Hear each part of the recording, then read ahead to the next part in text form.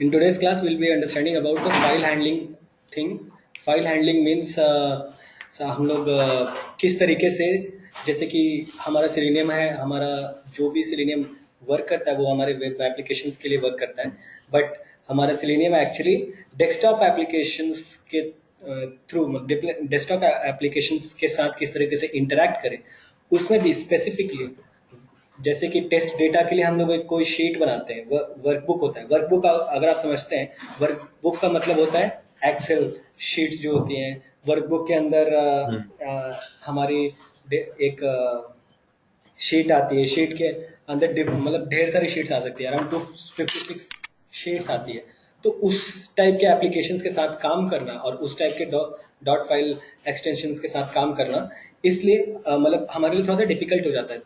मतलब कि selenium actually doesn't support any any desktop applications. So जैसे कि हम लोग का सबसे पहले था, जैसे एक और शुरुआत में हमारी रिक्वायरमेंट थी कि अगर हमें कोई फाइल अपलोड करना है डेस्कटॉप के थ्रू, तो वो हम सिलेनियम के थ्रू कैसे करेंगे। दो दो चीजें हैं, या तो हम जावा के रोबोट क्लास के थ्रू कर सकते हैं, जो कि मुझे सबसे सिंपल लगता है, और बहुत सारे लोग शुरुआत से ऑटो आईटी और ये सब यूज करते हैं, थर्ड पार्टी एप्लीकेशन जिसको हम लोग इंटीग्रेट करते हैं सिलेनियम के थ्रू, उससे काम करते हैं। बट मैं क्या यूज करता हूँ, मैं क्या यूज करता हूँ वो भी उतना मायने नहीं रखता। आप अपने प्रोजेक्ट के हिसाब से किस एप्लीकेशन को या फिर किस मेथोडोलॉजी को यूज करते हो आप, वो आपके ऊपर डिपेंड करता है। तो I most of the time what I use is robot class of Java. Okay, but file जैसे कि हमारी एक्सेल फाइल है, उसके साथ किस तरीके से डील करना है, उसके लिए भी हमारे पास सिलेनियम में सपोर्ट अवेलेबल नहीं है। बट हमारे पास थर्ड पार्टी ऐसे ऐसे टूल्स हैं जिसकी वजह से हम ये सारे टारगेट्स को अचीव कर सकते हैं। आई मीन ये सारे हम टास्क्स को अचीव कर सकते हैं। तो सबसे पहला हमारा जो है फाइल हैंडलिंग है, ठीक है ठीक है। तो मोस्टली मैं बहुत ज़्यादा कुछ नहीं लिखूंगा, मैं आपको सिर्फ बताते जाता हूँ, ठीक है। चलो, तो in file handling data is actually fix in what I mean किसकी मैं बात कर रहा हूँ, टेस्ट डेटा की बात कर रहा हूँ। अगर हम जो भी कोड लिखते हैं, अगर आप हमारे पुराने कोड्स अगर आप देखेंगे, तो उसमें भी मोस्ट ऑफ द टाइम हमारे जितने भी कोड्स हैं, कोड्स के अंदर हम बहुत सारे पैरामीटर्स, हमारे आर्ग्यूमेंट सेट करते हैं। उस आर्ग्यूमेंट के अंदर फॉर एग्जांपल अगर हम लॉगिन का अगर हम एग्जांपल लेते हैं, लॉगिन टेस्ट स्क्रिप्ट का एग्जांपल लेते हैं, तो उसमें N number of user name हम देंगे, positive negative different different sort of test data से हम लोग उसको चेक करेंगे। जब हम पासवर्ड पे आएंगे, तो हम हमारे पास पासवर्ड के लिए different different kinds of data है, ठीक है। अगर हम उसको मेथड के अंदर ही लिख देते हैं, ठीक, या तो हम फॉर लूप और इस तरीके से दिमाग लगाते भाई, हम वहां पे फॉर लूप लगा लेंगे। अगर अगर आपके पास थाउजेंड्स ऑफ अगर आपके पास डेटा है, ठीक, सॉरी हमारे पास आप थाउजेंड्स ऑफ डेटा है, थाउजेंड्स ऑफ स्क्रिप्ट्स के लिए।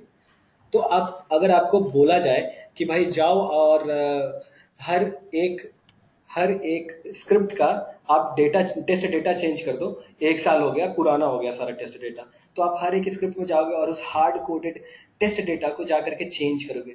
सो as per the company standard, क्या वो सही तरीका है, क्या वो आपको सही लगता है?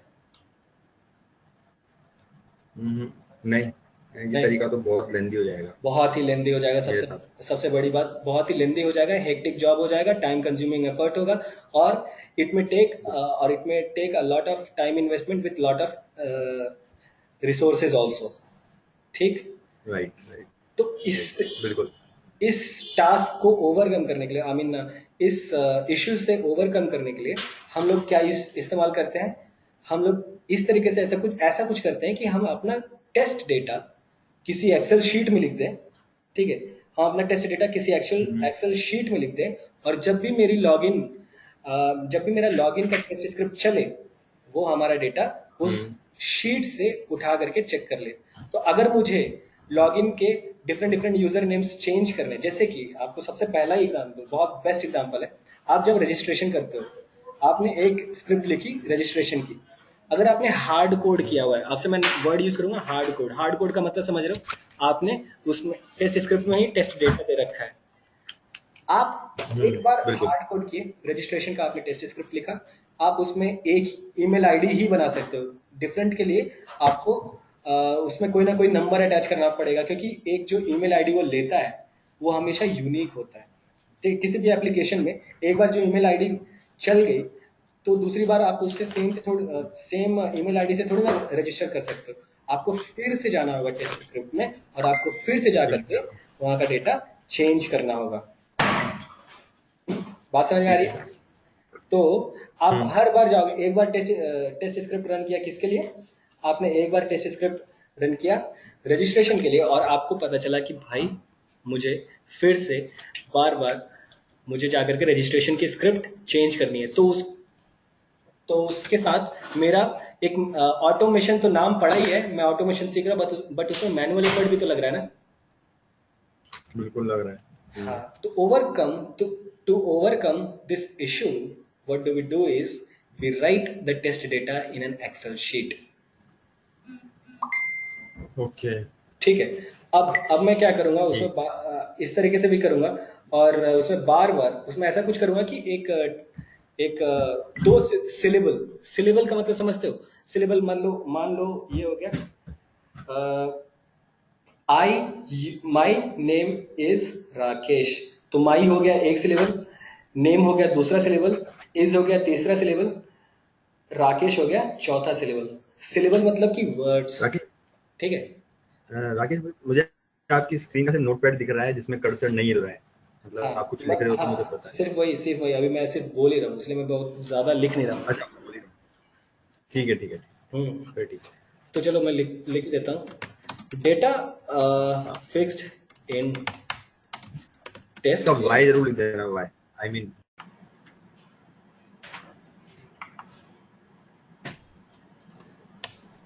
Test data fixed in test scripts are nothing but is known as nothing but hard coded data। ठीक है। अगर मान लो if 1000 test scripts we have to change, okay, data, if in 1000 test scripts we have to change the data, okay, it will be a tedious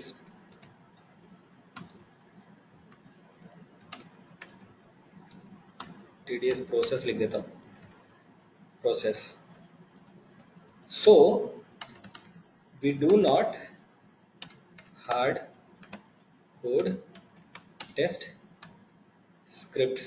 धीरे धीरे आप क्या पढ़ रहे हो, आप फ्रेमवर्क के बारे में पढ़ रहे हो। ठीक है, अभी फ्रेमवर्क का मैंने चालू नहीं किया है। ठीक है, बट अब आप धीरे धीरे फ्रेमवर्क के बारे में पढ़ोगे। So we have external resources, we have external resources to provide test data। अब आपको क्लियर कट नॉलेज है what is test data right. और टेस्ट डेटा और टू गेट टेस्ट डेटा। ठीक है, ठीक है। तो मैं पेंट देता हूँ, पेंट चलो देता हूँ। चलो ये मान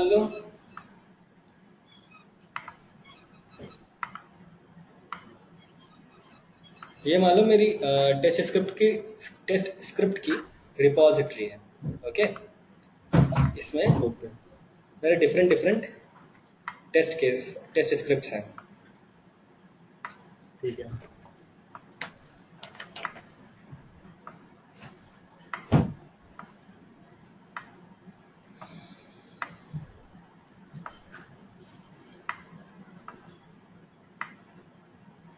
ओके फाइन, चलो ठीक है, ये चीज़ तो मेरा हो गया।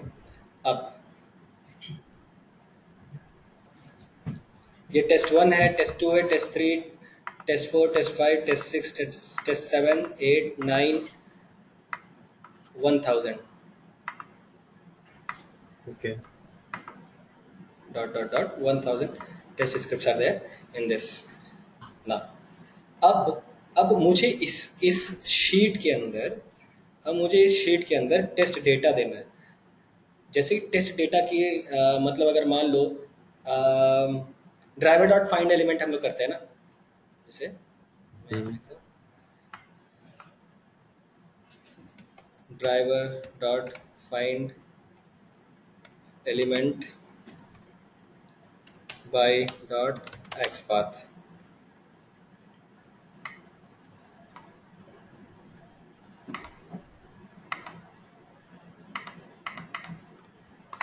Driver dot find element by dot x path.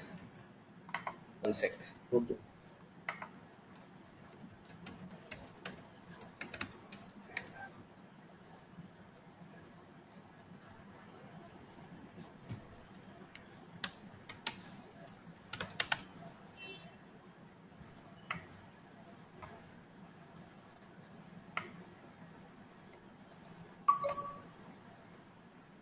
By dot xpath अगर मैंने यूज किया तो यहाँ पे फिर ये पूछता है डेटा।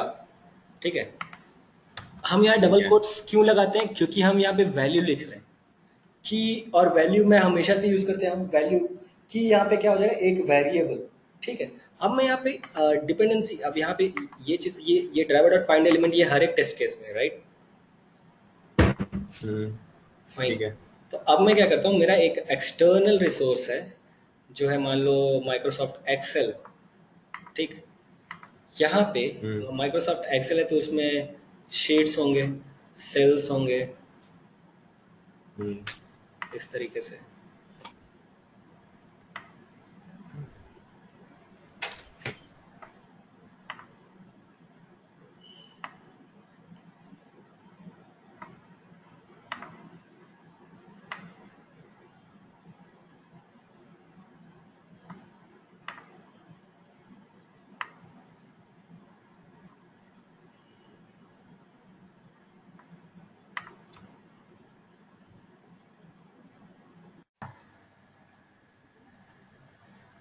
सो एक्चुअली मैं आपको ये बता रहा था कि अगर हमारे पास, ये मान लो हमारे पास ये टेस्ट स्क्रिप्ट्स हैं।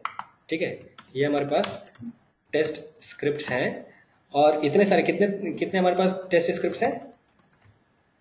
वन 10,000 1000। ओके। एक सेकंड, टेस्ट स्क्रिप्ट्स हैं हमारे पास 1000। ठीक है, अब 1000 टेस्ट स्क्रिप्ट में नॉट ओनली टेस्ट डेटा, अगर आप driver dot find element by dot XPath के थ्रू भी अगर आप कोशिश करते हो कि आपका ये जो यहाँ पे डेटा है, जो आपका एक्सपाथ आप जो लिखते हो वो वहीं पे हार्ड कोड कर दोगे, तो कल को अगर कुछ चेंज होता है तो आप जाओगे पहले टेस्ट स्क्रिप्ट में जाओगे, टेस्ट स्क्रिप्ट को रिपोजिटरी से छांटोगे, उसके बाद फिर वहां से निकालोगे, फिर जाके आप उसको फिर से पोस्ट चेक करोगे, उसके बाद चेंज करोगे, एक बार रन करोगे, उसके बाद देखोगे। तो ये सही तरीका नहीं है। हम्म तो आपको सही नॉट सही। ओनली टेस्ट डेटा, आपका बहुत कुछ डिपेंड करता है, आपका जो भी यूज कर रहे हो, जैसे कि एक्सपाथ भी यूज कर रहे हो तो उसको आप, ये जो आप ये देख रहे हो उसको आप, ये एक फ्रेमवर्क में शीट बाय शीट आप डिफरेंट डिफरेंट डेटा डाल सकते हो। ठीक, अब देखते हैं, लग रहा होगा आपको थोड़ा सा कि डिफिकल्ट हो सकता है, बट ये डिफिकल्ट बिल्कुल भी नहीं है। ठीक है, समझने के ऊपर है। ठीक है। और इसमें सिर्फ थ्री थ्री स्टेप्स हैं जिससे हम ये डेटा फेच कर सकते हैं, और किस तरीके से कर सकते हैं वो भी हम देखते हैं। तो ये हो गया हमारा test script, number of test script लिखा। अब मेरे को अगर कल को मेंटेनेंस आ गया, मेंटेनेंस फेज आ गया, उसमें हर एक एलिमेंट टाइम टू टाइम हमारा जो यूआई है चेंज भी तो होता रहता है। जैसे कि मैंने आज ही देखा, नौकरी में सर्विसेज पेज अपडेट हो चुका है। ठीक है, आज ही मैंने देखा, मतलब 2-3 वेबसाइट्स पे भी देखा, कुछ ना कुछ चेंजेस होते ही रह रहे हैं, और कंटिन्यूअसली एक हफ्ते से हो रहे हैं। इसको मैं मॉनिटर कर रहा था, बस ऐसे ही देख रहा था। ठीक है, तो मैं ये बोल रहा था कि अगर आपको ये, आप ये एक्सेल शीट में कोई डेटा लिखते हो, तो आप आपको यूजिंग एक आप जो भी एक्सटर्नल रिसोर्सेज यूज कर रहे हो, जैसे कि एक्सेल शीट एक्सटर्नल रिसोर्स हो गया, इस एक्सेल शीट को अगर आप यूज कर रहे हो तो आपको ये डेटा फेच करने के लिए और आपकी स्क्रिप्ट में डालने के लिए आपको एक मीडिएटर यूज करना होगा, जिसको हम बोल सकते हैं अपाचे पोए। हमारे पास जेएक्सएल भी है, ठीक है, हमारे पास जेएक्सएल भी है। जेएक्सएल एक्चुअली क्या करता है, एक्सएलएस डॉट एक्सएलएस फाइल जो होती है सिर्फ उसी को सपोर्ट करता है, बट जो हमारा अपाचे को है वो डॉट एक्सएलएस को, डॉट पीपीटी को, dot dot doc file and Outlook हर एक जगह से डेटा ले सकता है, ठीक है।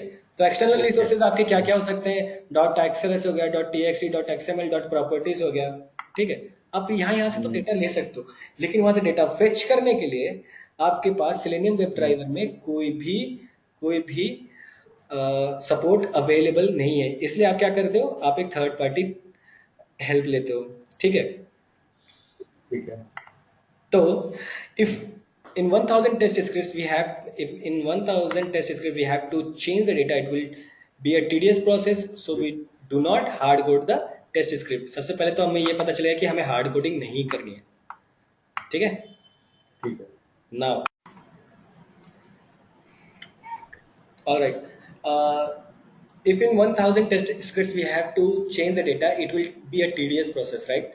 So according to the automation rule we do not need to hard code the test data आपका क्या हो सकता है, आपका जैसे अगर आप जो भी मेथड आपने उसमें लिखा है उसमें आर्ग्यूमेंट लिखे हैं, किस टाइप का वो आर्ग्यूमेंट पैरामीटर एक्सेप्ट करते हैं वो सारे आर्ग्यूमेंट्स, प्लस आपका जैसे फॉर एग्जांपल अगर आप by dot XPath, by dot ID, by dot name, by dot class अगर आप लेते हो, तो वो सारे डेटा भी किसी ना किसी एक एक्सटर्नल रिसोर्सेज में होना चाहिए। तो ये हमारा एक ऑटोमेशन में एक पॉइंट है। So to fetch the data from the external resources, हमें हमेशा एक अपना जो टेस्ट डेटा होता है हमें एक एक्सटर्नल रिसोर्सेज में सबमिट करके रखना चाहिए। तो to fetch the data from external resources, okay, we have to use certain external resources to provide the test data or to get the test data while running the test scripts, ठीक है।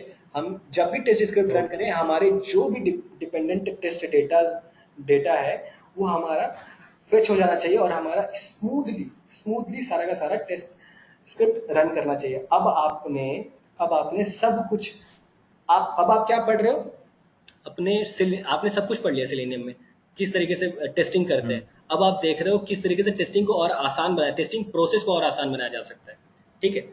तो आप external resources को किस तरीके से use करोगे ये चीज मैं समझा रहा हूँ। तो web driver does not support excel sheet, ये आपको पता होना चाहिए क्योंकि वो एक स्टैंड अलोन एप्लीकेशन है और आपको पता है स्टैंड अलोन एप्लीकेशन और वेब एप्लीकेशन में क्या डिफरेंस है। वेब ड्राइवर सिर्फ और सिर्फ वेब बेस्ड एप्लीकेशन को टारगेट करता है, not it doesn't target the stand alone application आपके एमएस पेंट हो गया, एक्सेल शीट्स हो गई, आपका कैलकुलेटर हो गया जो कि विंडोज में होता है, हर एक स्टैंड अलोन एप्लीकेशन जो यूआरएल हिट करने से नहीं प्राप्त होता, जो ठीक है, जो भी एप्लीकेशन से जो हमें यूआरएल हिट करने से नहीं मिलते, जो यूआरएल हिट करके हम फेच करते हैं, ठीक है, वो सारे एप्लीकेशन हो गए web based application. So we take the since WebDriver doesn't support standalone application, what do? We take an external support of Apache Poe to support. It is an external tool that supports Microsoft document for WebDriver, ठीक है। अब मैं जैसे कि बता रहा था, as per the automation rule the test data should not be hard coded within the test script, instead we should get the test data from external resources and run the test, ठीक है। External resources might be dot XML file, dot XLS file, dot XLSX file, dot PPT, dot DP, dot TXT means notepad. So web driver does not support XLS और any other document like dot properties TXT. यही सब फिर से मैं बार बार बोले जा रहा हूँ। तो ये सब चीज़ों को समझने के लिए, जैसे so in order to get the test data from XLS file we should take the help from, initially we used to take the help from JXL सिर्फ एक्सएलएस फाइल को सपोर्ट करता है, बट अपाचे पोए हमारा जो है वो हर एक फाइल को सपोर्ट करता है, जैसे कि xls.xls.ppt.doc एंड आउटलुक ऑल्सो, ठीक है। आइए हम इसको आगे देखते हैं। अपाचे पोए is an open source tool, लिख देता हूँ, पोए is an open source tool. Apache Poe is an open source tool available in Apache community. Apache Apache क्यों करें? अपाचे आरटीआर अपाचे बाइक भी तो है, ठीक है। हम इसलिए कर रहे हैं क्योंकि अपाचे एक्चुअली में एक बहुत बड़ी कम्युनिटी है। कम्युनिटी जैसे मैंने बताया था, सेलेनियम भी एक कम्युनिटी है, टूल नहीं है। कोई भी आता है और उसको, और अगर सही चीज़ है तो उसको डेवलप करके अपने डॉक्यूमेंट्स को वहाँ पे डाल सकता है, ठीक है। तो उसी तरीके से अपाचे कोई एक कम्युनिटी है जहाँ पे सब कुछ फ्री वेयर्स रहते हैं। फ्री मतलब मुफ्त, वेयर्स मतलब सॉफ्टवेयर, जो कि बहुत ही इंपॉर्टेंट, बहुत सारे इंपॉर्टेंट सॉफ्टवेयर होते हैं, वो अपाचे पोई में मिल जाते हैं, सॉरी अपाचे कम्युनिटी में मिल जाते हैं। तो अपाचे पोई हम एक्चुअली में यूज करें POI पोई, जो कि अपाचे कम्युनिटी का है, ठीक है। ठीक है।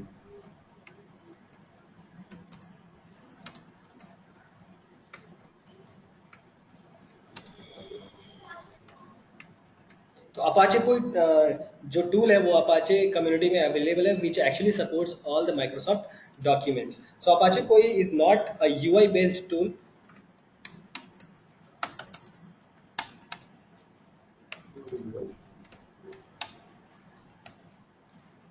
It is just a collection of क्या। अभी तक हम लोग क्या करते हैं?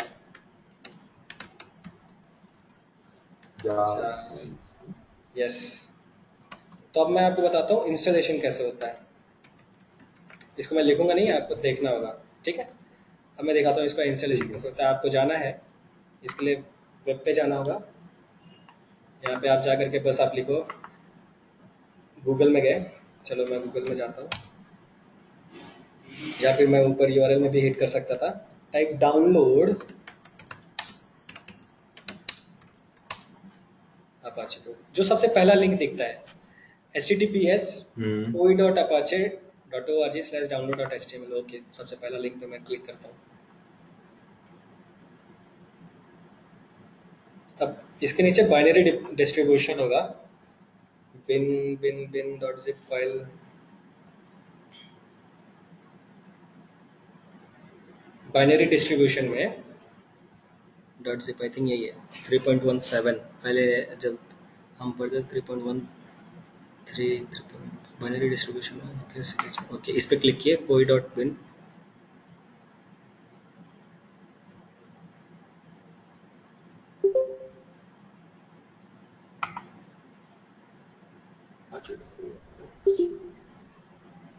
अब ये दूसरे पेज पे आ गए। अब यहाँ पे सबसे पहले लिंक पे क्लिक कर दो, we suggest the following mirror site for your download. ये देखो मेरा डाउनलोड चालू हो चुका है।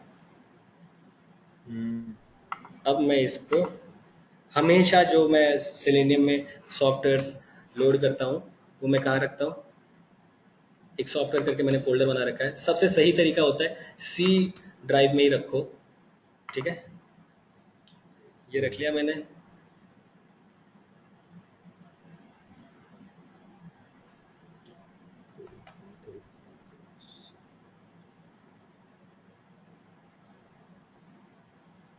फाइन, अब मैं इसको एक्सट्रैक्ट कर लेता हूँ, एक्सट्रैक्ट हियर, ओके फाइन।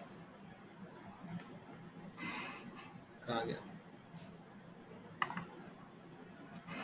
ना, ये चीज़ मेरा हो चुका है। अब मैं आपको बताता हूँ, अब हम आगे आगे चलते हैं। मेरा एक्सट्रैक्ट हो चुका है, अभी एक्सट्रैक्ट हो ही रहा है, चलो कोई बात नहीं, तब तक हम आगे बढ़ते हैं। मैं आपको एक डायग्राम दिखाना चाहता था अपाचे कोई का एक्चुअली में फ्रेमवर्क क्या है, ठीक है। तो अभी एक्चुअली हम लोगों ने, या फिर जब मैं आपको पढ़ा रहा था तो मैंने आपको जावा में एक पैकेज है input output stream package, input output package, ठीक है। वो अभी आपने नहीं पढ़ा। ओके। आई थिंक आपको ये डॉक्यूमेंट से ही पढ़ना बहुत अच्छा लगता है, ये है आपके लिए। ये बहुत ही ज़्यादा शानदार चीज़ है। इसमें मैंने हाथ से लिखा है इसलिए मैं आपको दिखा सकता हूँ, ये बहुत ही सही चीज़ है। तो आप ये जो देख रहे हैं, ठीक है, ये जो देख रहे हैं इनपुट आउटपुट जो पैकेज है, उसमें आप पढ़ेंगे how to write into excel, how to write into a file, how to get the data from a file, ठीक है। तो जावा एपीआई में वो आता है, और उसमें हम देख सकते हैं कि एक क्लास है, फाइल इनपुट स्ट्रीम एक क्लास है, फाइल आउटपुट स्ट्रीम एक क्लास है। इसको भी हम कैसे यूज करेंगे ये भी हम बताते हैं, जैसे कि हमारा जो फाइल का डेस्टिनेशन है वो भी हम इससे पता कर सकते हैं। आइए आगे देखते हैं। तो अगर ये हम फ्रेमवर्क समझने की कोशिश करें तो ये सबसे पहले फ्रेमवर्क में हमारे सबसे पहले आ जाता है वर्कबुक। वर्कबुक जो है वो इंटरफेस है, इसलिए मैंने वहाँ पे आई लिखा हुआ है। और इसमें से एक क्लास बाहर निकल करके आती है, वो है वर्कबुक फैक्ट्री। और ये उसमें है क्रिएट वर्कबुक फैक्ट्री में एक मेथड है क्रिएट, विच मीन्स क्रिएट का मतलब है यहाँ पे उल्टा है, क्रिएट का मतलब टू रीड, ठीक है। और दूसरा है राइट, राइट का मतलब वही है लिखना, ठीक है। अब अब वर्कबुक के अंदर एक्सटेंड करते हुए दूसरी दूसरी इंटरफेस है, जिसके अंदर एक मेथड है गेट शीट, ठीक है। शीट को एक्सटेंड करते हुए दूसरी इंटरफेस है जिसके अंदर मेथड है get row, get last row num, get first row num. I think आपको इतना प्रैक्टिस में आपको इसी से समझ में आ जा रहा हो कि ये एक्चुअली में है क्या। और ये जो कुछ भी आप अभी देख रहे हो वो सारे के सारे स्टैटिक फाइनल मेथड्स हैं। ओके। ये अपाचे पोई का एपीआई है, आप ये जो पूरा देख रहे हो ये अपाचे पोई का एपीआई है, ठीक है। और रो रो मैंने आपको बता दिया, रो के नीचे एक्सटेंड करता हुआ एक सेल है, सेल इंटरफेस, जिसके अंदर बहुत ही मोस्ट इंपॉर्टेंट बोल सकते हो आप, मोस्ट इंपॉर्टेंट मेथड्स हैं इसमें, जैसे get cell, get last cell value, get first cell value, get string cell value, get numeric cell value.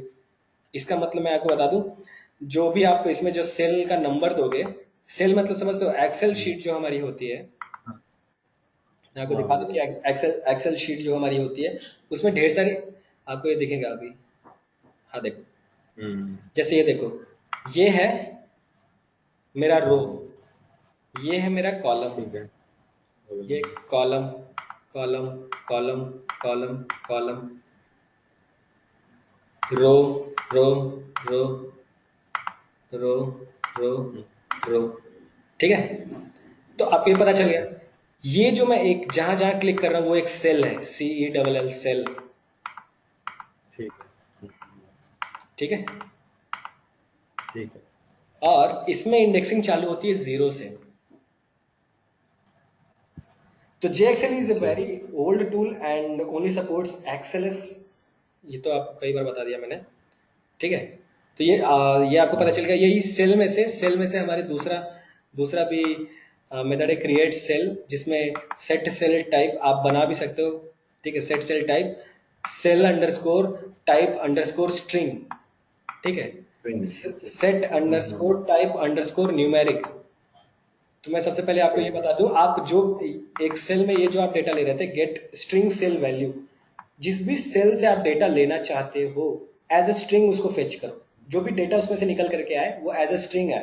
अगर मान लो वो नंबर है तो गेट न्यूमेरिक सेल वैल्यू, उसमें से न्यूमेरिक वैल्यू निकल करके आए। तो सबसे पहले चलो आपको मैं दिखाता हूँ, ये देखो मैंने यहाँ पे भी डायग्राम में भी बनाया था, जो मेरा सबसे पहला आप आउटर लाइन देख सकते हो उसको बोलूंगा मैं वर्कबुक,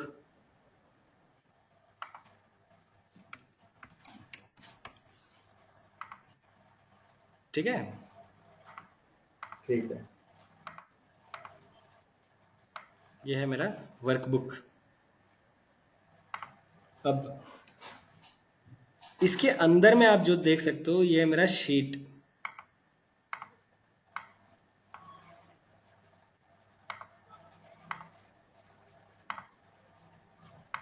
ये मेरा शीट, ये जो आप देख सकते हो वो है मेरे शीट, ठीक है। अब ठीक है। तीसरी चीज, ये जो आप देख सकते हो वो है सेल। सेल। सेल। वर्कबुक के बाद शीट गए, शीट के बाद अब मैं आपको ये सॉरी रो बताना चाहिए था, ये है रो।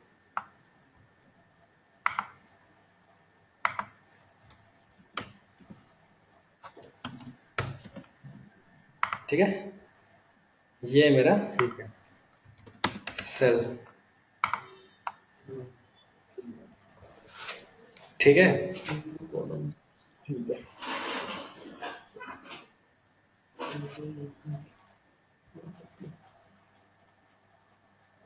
फाइन, यहाँ तक तो काफी था।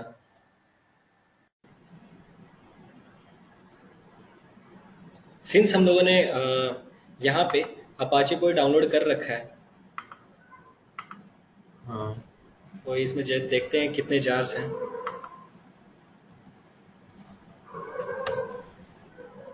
मैं इन सारे जार्स को कॉपी करता हूँ।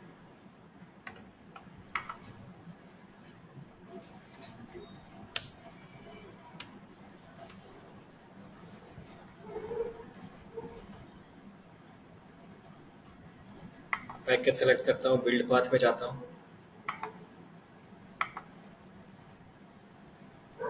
ऐड एक्सटर्नल जार्स, सेलियन नहीं, सॉफ्टवेयर्स में ये सबसे पहले ये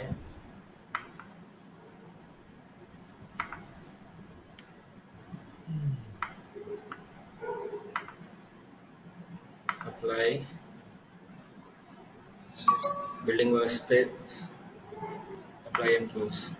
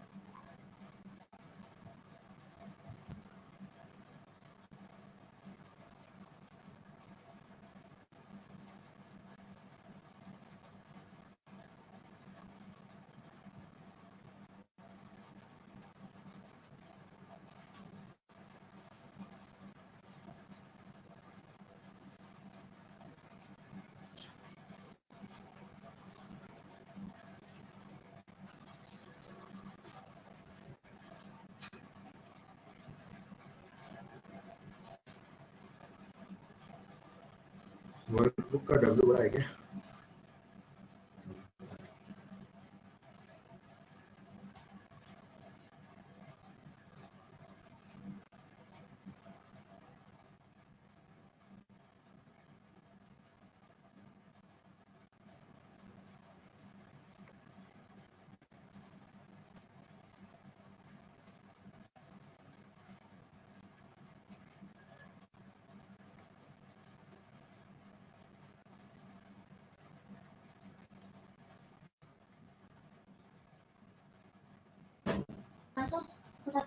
बस आया। क्योंकि मेरे को मानो का एक चक्कर करके देना अभी मेल करना। फोन करा दिया आपने?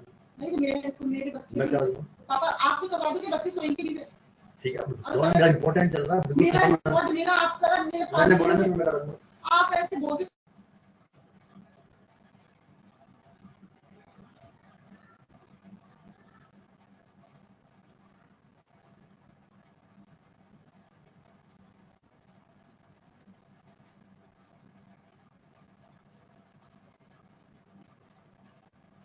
शीट का बेस बड़ा होगा भाई।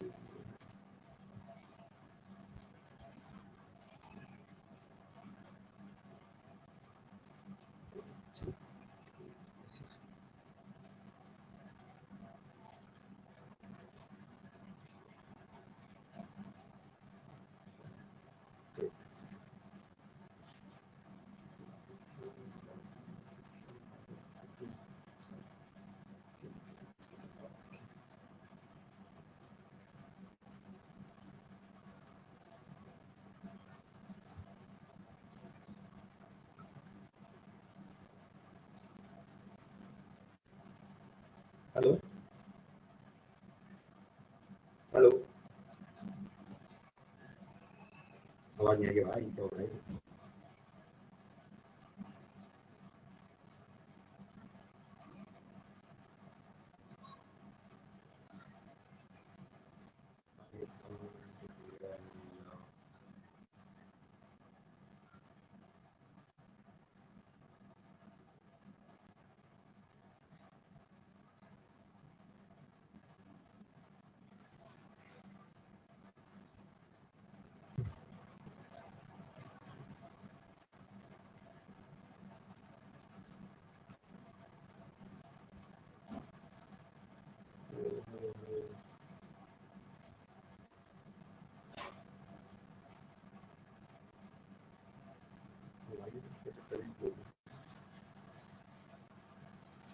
हेलो हेलो, क्या हो रहा है?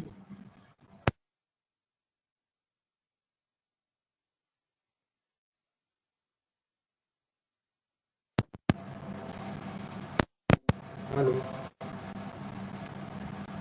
अरे यार,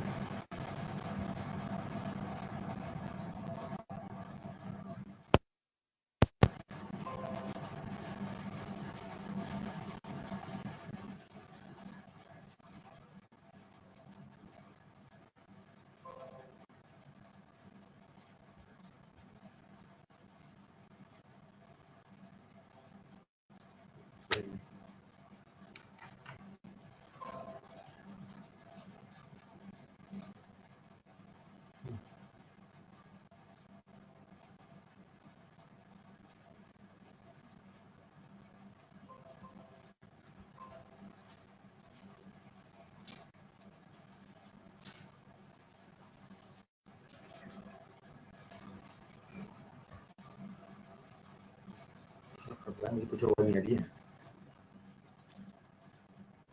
अरे भाई,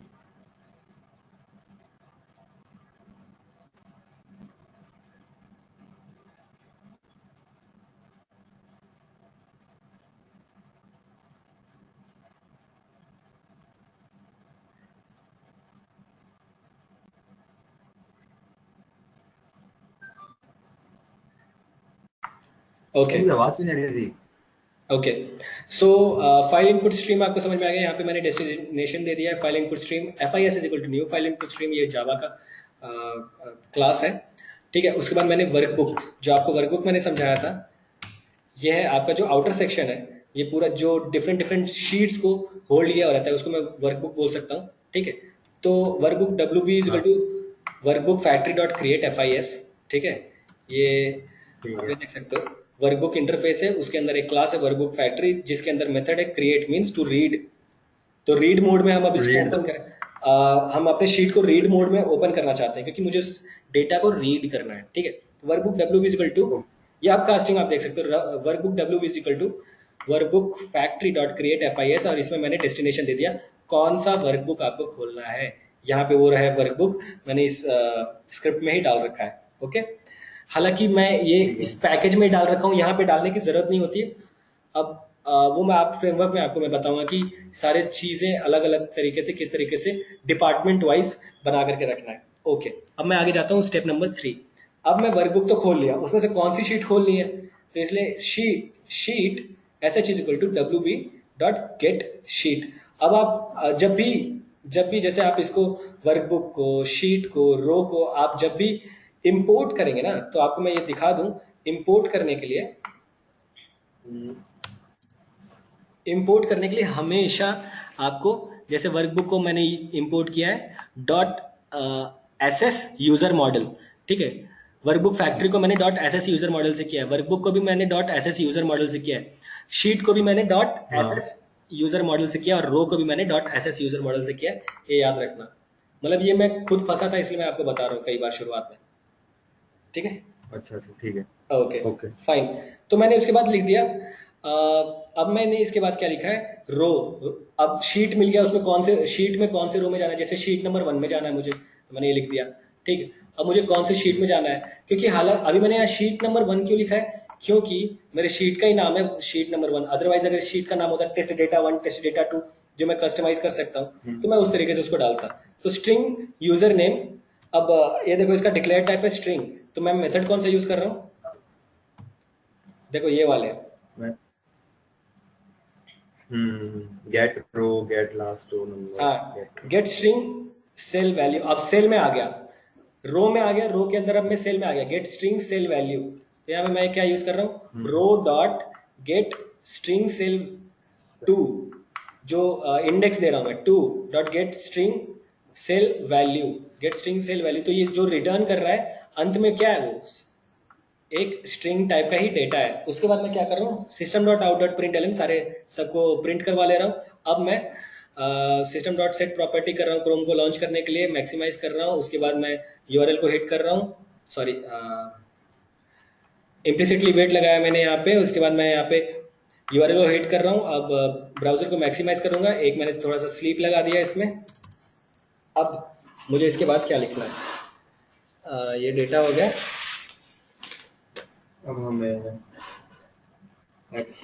मैंने लिखना पड़ेगा राइट। ये मैंने कोड लिख लिया है, एक्टिव टाइम में किस तरीके से लॉगिन करना है और वो सब चीज़, ठीक है। अब इसको मैं एक बार रन करके देखता हूँ, एक सेकंड। एक अरे वो लॉगिन तो दो उसका यूआरएल पेज का, वो तो दिया ही नहीं। ये तो है ना, अच्छा ऊपर दे रखा, ठीक है सॉरी सर।